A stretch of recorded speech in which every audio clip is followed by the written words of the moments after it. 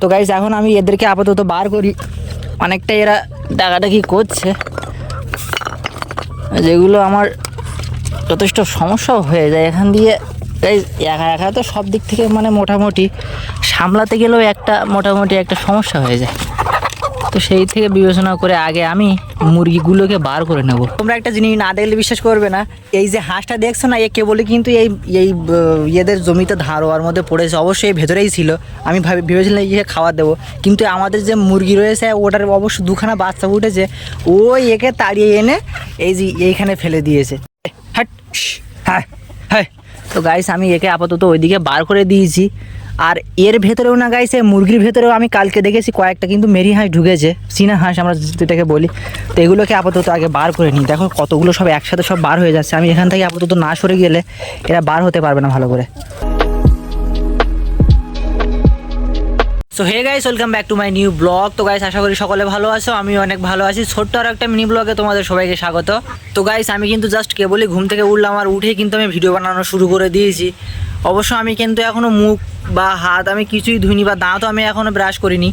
তো কথা হচ্ছে এটা যে কাল রাত্রে ঘুমের মধ্যে যে গাইস এতটা বাজে স্বপ্ন দিয়ে দেখেছি যে কি বলবো, যে আমি রাত্রে ঘুমাতেই পারিনি। থেকে মনটা একটুখানি খারাপ, আবার ভাবলাম মাঝে মাঝে ভাবছি যে না ঠিক আছে, স্বপ্ন কি আর এমন হয়।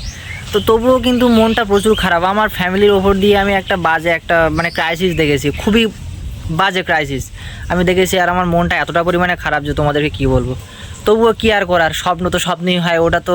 আর অনেকে বলে নাকি ভোরবেলার স্বপ্ন সত্যি, অবশ্য আমি ভোরবেলা দেখি না, আমি দেখেছি আমার রাত্রে প্লাস 1টা থেকে 1:30 নাগাদ আমার কিন্তু ঘুম ভেঙে গিয়েছিলো এই স্বপ্নের জন্য। একবারে বাজে স্বপ্ন, একবারে ফালতু, কিন্তু শুধু শুধু আমার ঘুমটা নষ্ট হলো, আর মনটাও একটুখানি সকাল থেকে খারাপ ছিল। তাই ভাবলাম যে না একটুখানি ব্লগ বা কিছু করি, তাহলে হয়তো মনটা ভালো হতে পারে। তো আর এটাই তো, আমি এখানে কোনো কম্প্রোমাইজ করতে পারি না, কারণ মন বা শরীর যতই খারাপ থাকুক সারাটা দিনে আমার একটা বারেও হলেও আমাকে ক্যামেরা অন করে আমাকে সামনে এসে কথা বলতে হয়। তো এমনই কিছু বিষয় থাকে। আর গায়ে সকালবেলা এখন উঠে আপাতত সারাদিনের কাজ করতে করতে না ওটা এমনি মাথা থেকে কিন্তু চলেই যাবে। আর চারিদিকে পাখির আওয়াজ, আসলে মনটা ভালো হয়ে যায় এই সব দিক থেকে দেখে। কারণ আমাদের কিন্তু এখানে গাইস আমরা গ্রাম অঞ্চলে কিন্তু তেমন কোনো আমাদের বলতে গেলে কোনো গাড়ি ঘোড়া বা কিছুর কোনো আওয়াজ নেই। হ্যাঁ পাড়ি দিয়ে রেল লাইন রয়েছে, ওখান দিয়ে মাঝে মাঝে ট্রেন যায়, হ্যাঁ একটুখানি বিরক্তিকর, তবে হ্যাঁ ওটা স্বাভাবিকই, আমাদের বাড়ির পাশে স্টেশনও আছে। আর তোমরা আমার ব্যাকগ্রাউন্ডটা শুনতে পাচ্ছ, আমি কিন্তু গাইস ব্যাকগ্রাউন্ড ফ্লপ করি না। আমার ব্যাকগ্রাউন্ডে কিন্তু হাঁস মুরগি পাখি সব পশু পাখির আওয়াজ এখানে রয়েছে, মানে সব কিছু আমাকে আলটিমেট ব্যাকগ্রাউন্ডটা আমাকে এখানে রিপ্রেজেন্ট করে। তো সেই থেকে দেখতে গেলে বলতে গেলে হয় আমার তেমন, কিন্তু মনটা এখন আস্তে আস্তে, হ্যাঁ সকালের সাথে সাথে মাঝে মাঝে ভাবছি না ঠিক আছে রাত্রে ঘুম হতেই পারে অমন মাঝে মাঝে। আমারও কিন্তু এর আগে কিন্তু গাইস আমি তখন অতটা আমি ব্লগ করতাম না, তো তখন আমার কিন্তু মনটা অনেকটাই খারাপ ছিল। মাঝে মাঝে খারাপ হতো যে রাত্রে যে এত এত বাজে বাজে স্বপ্ন কেন আমি দেখছি। তো অনেক কিছু ফর্মালিটিস করে আমি ঘুমাতাম, তবুও মাঝে মাঝে বাজে স্বপ্ন দেখা হয়ে যেত। তো এখন কি আর করার, এখন বাড়ির কাজ সব কিছু করতে হবে, করতে করতে আস্তে আস্তে আশা করি মনটা ভালো হয়ে যাবে। সাথে থাকো আমার ব্লগে, তাহলে আমি সব কিছু আমি বলবো কীভাবে কী করে সারাটা দিনে আমার মনটা আস্তে আস্তে ভালো হচ্ছে। তো দেখা হচ্ছে, দেখতে থাকো ব্লগটা। কিন্তু এখন না আপাতত আমার খাওয়া দাওয়া শেষ, এখন যাচ্ছি এই দেখো গুঁড়ো করেছি, এখন মুরগিদেরকে দেবো বলে নিয়ে যাচ্ছি। সকাল থেকে এখন একটুখানি মনটা অনেকটা ভালো, আর আমিও ইগনোর করছি যে না কি আর হবে, এমন স্বপ্নই তো, কি আর হয় এমন। ওটা আর কী হয় না গাইজ, যখন আমাদের মাইন্ড না একটুখানি ফ্রাস্ট্রেটেড হয়ে যায় তখন কিন্তু ওরকম আজে বাজে স্বপ্ন দেখে। তো সেদিক থেকে দেখতে গেলে এখন অনেকটাই নর্মালি আছি, হয়ে যায় ওটা স্বাভাবিক, এমন কিছু ব্যাপার নয়। খাবার নিয়ে এসেছি আর দেখো কতটা ছটফট করছে বার হওয়ার জন্য। অবশ্যই এগুলো কিন্তু সবই গাইস বাচ্চা মুরগি, আর এগুলোকে কিন্তু আমি তেমন একটা বাইরে বার করি না, তবে ওই ভেতরে রেখেই খাওয়া দাওয়া দিই। আর বিকেলবেলা হলে তখন হয়তো একটু মাঝে মাঝে বার করি, কারণ এখন চারিদিকে গাইস এখন ধান, তো যেহেতু দেখতেই পাচ্ছ তোমাদেরকে আমি প্রায় সব ব্লগে বলি, কিন্তু কারণ আমাদের বাড়ির চারপাশে কিন্তু আপাতত ধান সব রোয়া শেষ। তো সেই থেকে দেখতে গেলে এখন ছেড়ে দিয়েও কোনো লাভ নেই, কারণ ওরা বাইরে কোথাও খাবে না। আর এই যে আমাদের বাড়ির পাশে যে আমাদের পিসি রয়েছে, এনাদের বাগান রয়েছে, এনাদের বাগানেই ঢুকে তখন ফসল নষ্ট করার একটা সম্ভাবনা থাকবে। ওই জন্য আমি বিকেলবেলা করেই ছাড়ি, 10 থেকে 15 মিনিট চড়ে আবার কিন্তু ঘরের মধ্যে উঠে যায়। আর গাইস কি হয় না, এর আগেও কিন্তু অনেকবার পিসিদের এই যে বাগানটাতে দেখছো, এখানে কিন্তু ওরা ঢুকে অনেকটাই ফসল নষ্ট করেছে। ওরাও বকাবকি করেছে, আমাকে বলেছিল যে দেখ এখন মুরগি এখন ছাড়িস না, আমাদের ফসলগুলো এখন আমরা জাস্ট কেবল বপন করেছি, তো এখন নষ্ট হয়ে যাবে। তো সেই থেকে দেখতে গেলে আমার ঠিক আছে, মানুষের ক্ষতি করে তো কোনো লাভ নেই।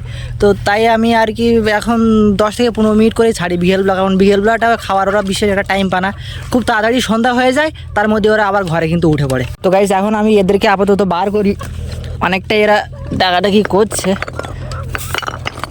যেগুলো আমার যথেষ্ট সমস্যাও হয়ে যায় এখান দিয়ে।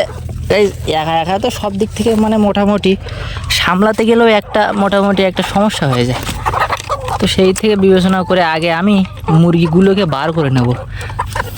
গাইস তোমরা একটা জিনিস না দেখলে বিশ্বাস করবে না, এই যে হাঁসটা দেখছো না, এ কেবলই কিন্তু এই এদের জমিতে ধান রোয়ার মধ্যে পড়েছে। অবশ্যই ভেতরেই ছিল, আমি ভেবেছিলাম ইয়ে খাবার দেবো, কিন্তু আমাদের যে মুরগি রয়েছে ওটার অবশ্য দুখানা বাচ্চা উঠেছে, ওই একে তাড়িয়ে এনে এই যে এইখানে ফেলে দিয়েছে। এখন এ আবার উঠে যাচ্ছে, কারণ আর গাইস আমিও একে ঘা দিয়ে উঠিয়ে দেওয়ার চেষ্টা করছি, কারণ কি হয় এ লোকের ধান তো, কারণ আমাদের তখন এসে আবার ভোগাভুগি করবে। আর কেবলই রোয়ানো করিয়েছে, দেখতে পাচ্ছি এই যতটুকু টাকা জায়গা দিয়ে উঠেছে ততটুকু জায়গা কিন্তু দেখো ধানটা কিন্তু একবারে পুরো হেলে গিয়েছে। তো তাই আর কি এমনই ক্ষতি হয়, মানে ধানটা অবশ্য মরে যায় না, তবে কি ধানটা হেলে যায়, সেক্ষেত্রে ফলন কিন্তু অনেকটা কম হয়ে যাওয়ার সম্ভাবনা থাকে। ওই জন্য মালিক আমাদেরকে বলে যে চেষ্টা করবি যখন আমরা ধান রোপণ করবো 10 থেকে 15টা দিন হাঁস মুরগিকে একটুখানি নিজেদের আয়ত্তের মধ্যে রাখার জন্য। হ্যাঁ হ্যাঁ। তো গাইস আমি একে আপাতত ওইদিকে বার করে দিয়েছি। আর এর ভেতরেও না গাইস, মুরগির ভেতরেও আমি কালকে দেখেছি কয়েকটা কিন্তু মেরি হাঁস ঢুকেছে, চীনা হাঁস আমরা যেটাকে বলি। তো এগুলোকে আপাতত আগে বার করে নিই। দেখো কতগুলো সব একসাথে সব বার হয়ে যাচ্ছে, আমি এখান থেকে আপাতত না সরে গেলে এরা বার হতে পারবে না ভালো করে। তো গাইস ফাইনালি কিন্তু সব কিন্তু বার হয়ে গেছে। আর এই হচ্ছে সেই মুরগি যেটাতে কিন্তু অলরেডি 2 থেকে 3খানা বাসা দিয়েছে, আর এই সবাইকে তাড়াচ্ছে। তো আপাতত এদেরকে আমি ভেতরে ভরে দিই, তাহলে আর এরা সমস্যাটা করতে পারবে না। গাইস আমি খাবার নিয়ে এসেছি, দেখো আমার চারিপাশে কতটা এরা এগোচ্ছে ভেতরে। পাবে আমার হাত গাইস আমার একবারে পুরো ছুলে গেছে একবারে, এত পরিমাণে এরা খাওয়ার জন্য এগোচ্ছে। ভেতরে ঢোক, চল গাইস। চীনা হাঁসগুলোকে আমি ছেড়ে দিয়েছি অলরেডি, কিন্তু ওরা যাওয়ার একটা জায়গাতে ওরা প্রতিদিন কিন্তু খাবার খায়, তো সেখানে ওরা চলে গিয়েছে। আমি এখন ওগুলোকে ভেতরে ঢুকিয়ে দেবো জালের মধ্যে।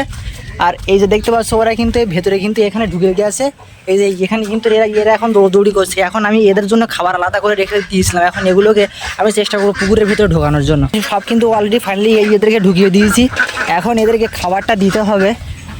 সেটা হচ্ছে এদের খাবার, এখন এগুলোকে আমি এখানে দিয়ে দিচ্ছি, তাহলে এরা খেতে পারবে। কতটা ছটপট করছে খাওয়ার জন্য, আমি এগুলোকে দিলেই এগুলো খাওয়ার জন্য এগুলো ওপরে বসে পড়েছে। সর। আর গাইস আপাতত দুখানে কিন্তু এখনো ঢুকতে পারিনি, অলরেডি আমি কি ঢুকিয়ে দিচ্ছি, না হলে আবার বাগানে চলে যাবে। ফাইনালি গাইস দেখতে পাচ্ছি আমি সবগুলোকে ভরে দিয়েছি, ওরা কিন্তু এখন ভেতরে খাচ্ছে। আর এই পুকুরটার ভেতরেই না ওরা সব এমনি টুকটাক আমাদের পুকুরে যেগুলো মাছ রয়েছে ওগুলোই কিন্তু ওরা খাবে। আর সত্যি বলতে অনেকটাই হ্যাঁ পুকুরে একটা থাকার কিন্তু একটা বেশ উপকারিতা রয়েছে, যেমন মাছও আমরা ওখান থেকে পাই। আর যে হাঁস মুরগির যে বিষটা হয়, মানে হাঁসের যে ওর ভেতরে যখন খাবার খায় তখন আগে কী হয় ভেতরে বিষটা করে দেয়, তো সেটাও আবার কিন্তু মাছ খেয়ে আবার সেটা কিন্তু প্রচুর বাড়ার একটা সম্ভাবনা থাকে।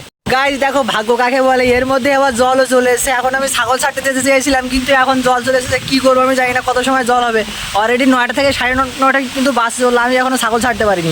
এখন কিন্তু 9টা থেকে 9:30 বাস চললো। আমি ভেবেছিলাম যে ছাগলগুলোকে ছেড়ে দিয়ে আসবো, একটুখানি কিছু সময় খাওয়াবো, এর মধ্যে দেখো জল চলে এসেছে। এখন যে কি করব, কত সময় জল হবে সেটাও জানি না। অবশ্য গাইস আষাঢ় মাস পড়ে না, প্রায় এখন আষাঢ় মাস পরে বেশ অনেকটা দিনই হয়ে গেছে, জলটা হওয়াটা স্বাভাবিক। আর মাঝে কিন্তু প্রচুর জল হয়েছে, এখন মাঝে মাঝে হয় সকাল অথবা বিকালে কখনো কখনো হয়, কিন্তু কালে কিন্তু সারাদিন গাইস কোনো জল হয়নি। আমি কালকে অ্যারাউন্ড প্রায় 11টা থেকে না সরি 11টা বললে ভুল হবে, 1:40 নাগাদ আমি কিন্তু গাইস আমার ব্লগটা শেষ করেছি। তখন পর্যন্ত কিন্তু আকাশে প্রচুর রোদ ছিল, বিকালবেলাও কিন্তু আমার জল হয়নি। তবে আজকে এখন সকালবেলা থেকে মেঘলা হয়নি, হঠাৎ করে দেখি জল চলে আসলো। তো এখন দেখা যায় কত সময় জলটা হয়, আর আমি দেখি অপেক্ষা করি, তারপরে জলটা থামলে না হয় তখন যাব। আর আমার আজকে ছাগলগুলোকে না গাইস একটুখানি কয়েকটা ওষুধও খাওয়ানো রয়েছে, তাই ভাবলাম যে একটুখানি তাড়াতাড়ি গিয়ে আজকে ছাগল কয়টাকে ওষুধ খাইয়ে খাওয়াতে নিয়ে যাব। কিন্তু জল চলে আসলে এখন জানি না কতটা দূর কী হবে, দেখা যায় কত সময় জল হয়, জল থামলে তারপর না হয় যাবো। গাইস যেমনটা ভেবেছিলাম ঠিক তেমনটাই কিন্তু হলো। আমি জানি যে এই সময় কিন্তু এর আগেও কিন্তু 2-3 দিন এমন হয়েছে, সকালবেলা ছাগল ছাড়ার জন্য প্রায় কাজ বাজ শেষ করে ছাগল ছাড়ার আগে এমন টুকটাক জল হয়েছে, তবে 2 থেকে 3 মিনিট বা 5 থেকে 10 মিনিট এর বেশি কিন্তু হয়নি। ঠিক আজকেও তেমন হলো, এই 5 থেকে 10 মিনিট কিন্তু জল হয়ে এখন কিন্তু প্রায় থেমে গেছে। এবার আকাশও কিন্তু আস্তে আস্তে পরিষ্কার হয়ে যাচ্ছে। তো চাই এখন চলো ওদিকে যাওয়া যাক, আর আজকে ছাগলগুলোকে কয়েকটা ওষুধ খাওয়াবো, তো সেগুলোকেও খাওয়াতে হবে, অনেক কাজ আছে। দেখা হচ্ছে নেক্সট ব্লগে, তত সময় সুস্থ থেকো, সুরক্ষিত থেকো। আর হ্যাঁ আমার চ্যানেলটাকে কিন্তু অবশ্যই সাবস্ক্রাইব করতে ভুলো না। টাটা।